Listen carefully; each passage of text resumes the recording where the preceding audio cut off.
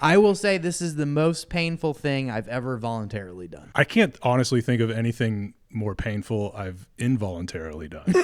The story of Kambo is thousands of years ago, there was a tribe where the tribe's medicine man took ayahuasca with the intention of asking the ayahuasca medicine how to heal his tribe. And the story goes that ayahuasca led him to this tree frog and taught him how to collect the secretion off the sweat glands on the back of this frog and how to apply it to the people of his tribe. He did this and it healed his tribe. They call it the vaccine of the jungle, and they use it for all sorts of different ailments. It is very bizarre. It's not psychedelic. It's actually totally legal in the United States. It's supposed to be this intense, physical, energetic, spiritual cleanse. The ceremony itself is like a 3-hour process, and it includes Hapé and Sananga, which Hapé is this tobacco mixed with these other plant medicines. It goes in this little, kind of looks like a... I think it's some sort of animal bone. Yeah, it looks like it was an animal bone.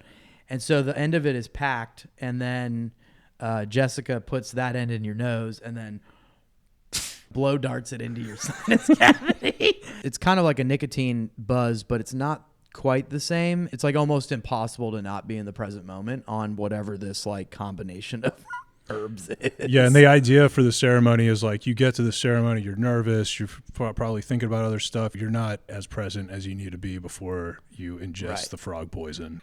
The second ceremony is called Sananga. It's called the Sananga plant. And you milk it for this like vial of oil, I guess it was. Madison and I lay on these mats with a pillow behind us.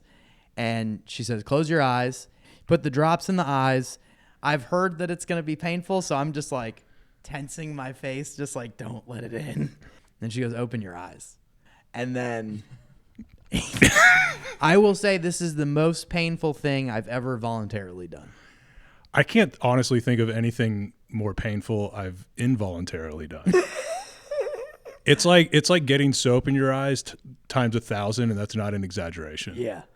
I started screaming and crying uncontrollably because I was in so much pain that my ego was basically like overrun. I was like, okay, this is too much pain. I can't even hold it together and like maintain my ego's fragile fucking It's difficult to identity. imagine how painful it is. I've done it recreationally. I forgot about this. I told you. That's right. What? Yeah, I've done both of these things in 2 different states recreationally. What are you talking about? I know. The eye drop stuff. I forgot. I was you in told me that. LA in the friend's front yard, and his other friend came up on a bike and just dosed me.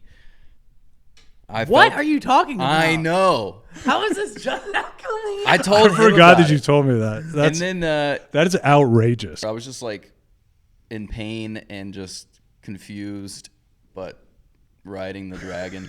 You telling your story like triggered those memories again. I forgot I've done a little bit of this ceremony. This is crazy. On the day of, it was literally game time decision where I was like, I don't think I'm ready to do like a real combo like dose, but I would be interested to like get a little taste of the experience just to see what happens. I did a microdose of it, and Which was 1 point. 1 point. And the point is the way that the combo is applied, the facilitator burns a little circle, the top layer of your skin, rubs it off, and then applies the medicine directly to the burn. I didn't feel anything for like 5 minutes, and then my chest all of a sudden started radiating heat. Like it got so warm, and then the pressure kicked in, and my head just got filled with pressure. I never got like super sick or any kind of nausea or anything because it was a microdose, but that lasted probably another 10 minutes in like the climax of it, and then it dissipated, and then it was done. And then they wipe it off. She wipes it off, and then it kind of like the And then you just symptoms go chill. away.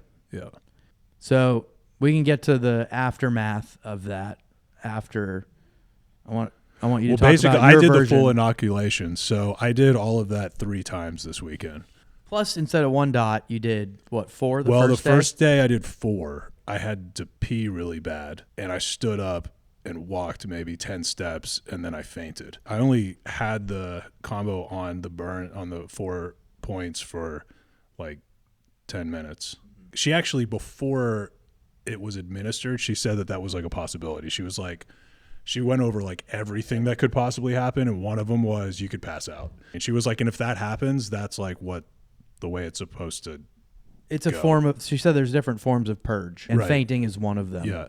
So that's what happened the first day, and that was when you and I did it together. And then I went back Saturday and Sunday one-on-one with her. And Saturday I did 3 points on my other arm, and that was not overwhelming. The Sananga, way worse, way fucking worse. What you described, I felt like a little nauseous. I never vomited, but I sat with it for 20 minutes. The third day, Sunday, yesterday, I did 5 points. I still didn't have the intense vomiting, but I was also like super clean with the dieta beforehand, so I probably just didn't really have much to throw up, but it was very uncomfortable. And I think she left him on for like 30 minutes. Honestly, immediately after, I was just like, man, that was a lot of misery. No profound psychedelic stuff where you're just immediately like awestruck by the experiences in something like ayahuasca. But I've done this kind of stuff enough to know that like you don't judge it. You just got to wait it out. But then by the time it was wrapping up, I started feeling pretty good. And then by the time I got home, I felt great. Woke up this morning feeling great, had my first cup of coffee in a while. One really big insight that I got specifically on the intention that I went in with, to clarify that, was anything that might initiate tears, I just automatically shut those feelings down. Which is, Jessica said that is what the fainting was. Yes. One of the things she said was when you were little and you were super sensitive, and you would be in a situation where you would cry in public and get made fun of at school or whatever, eventually you learned as a defense mechanism to distract yourself. You learned how to automatically pull yourself out of the present moment. Now I need to figure out how to like almost meditate on feelings, emotions, memories that could elicit that reaction, and retrain myself how to cry. And so now that I like understand the mechanism, it's like, okay, well that's now clearly something that I could actually like consciously practice. I think it's so crazy. Chris talked about his like pride and ego just falling apart when the drops came in, where he's just screaming and rolling around. You shut that down so hard you fainted. I think that is such a crazy picture. Dude, okay, so you got some clarity on some shit. I got a lot of clarity. From a microdose. Which my friends do call me the nerve. There's a chance that one for some people is the same as doing 3 or 4 for other people. One of the things that clicked for me was everything that happens, my reaction to it is just information. It's not good or bad. It's just information. Basically telling me what to do. It's like literally giving me like clues, like, hey, you should look at this. I've been building an ADU in the back of my yard, and it was like, well, the market's on fire. It's fucking crushing it. We can build a thing. My buddy introduced me to a guy. Let's fucking do this. It's going to be sick. We're going to have an Airbnb. We'll have passive income, and then family can come and stay. It was like, let's fucking go. And then the market took a shit. My first contractor essentially stole about $25,000. Like it's been the project from hell, but it hasn't. It's just been a project. Mm-hmm. I made it the project from hell, and that was information. And so my reaction to and the way I've perceived this project has it's been giving me information for years. I just haven't been interpreting it correctly. I've just decided that I believe I'm here to learn some lessons, and the current set of things that happen in my life and that I perceive are like a set of curriculum. And until I learn whatever the lesson is from that set of curriculum, the curriculum's not fucking going away. You know what's wild about that is when we first started hanging out during COVID, and I was in like existential crisis of like, what the fuck is going on? What am I supposed to do? And I asked you, like, what do you believe? And you were like, honestly, I think it's a cold, dead universe and everything's just dirt and rocks, and that you die and you just fucking turn into nothing. That was your worldview, your life philosophy. Yeah, when we first started correct. hanging out. That's fucking correct. That's what I thought. That was the old you. That's what I thought. The ADU has been showing me, it showed me greed. It showed me like fantasy, living in fantasy of like a world that doesn't actually exist yet and getting excited about that. It showed me that I should have made my home a home and not a business.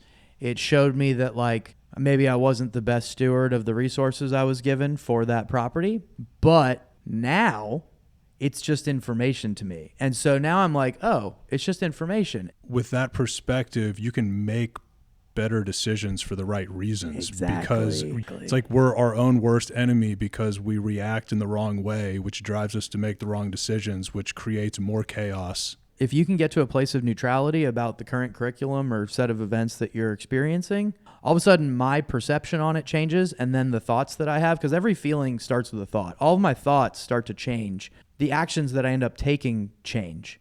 And then whatever was there, like that ADU to me now is like beautiful. And like I actually like fucking appreciate it now.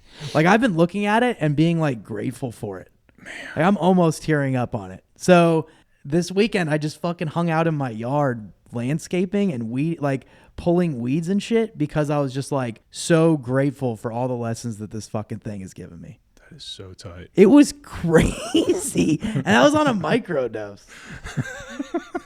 I don't know how to explain what the fuck that is, dude. No, but yeah. That's so fucking cool.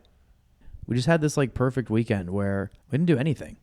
I didn't fucking get on a jet ski. I didn't fucking go skydiving. I didn't go to a fucking club. I didn't get the dopamine kick. And I had a blast. Man. And it was perfect. It was so crazy, dude. It's and like, nothing's changed except you and your perspective. And my relation and to your understanding. it. And so the information changes. So now I'm getting new curriculum on some of those things. So the curriculum now on the ADU is like, all right, well, this is the resource that you have. This is the reality. The menu every day is the same. Do you want to be happy or do you not want to be happy with how reality is right now? Because that's what's going on. Now it's like, this is what is.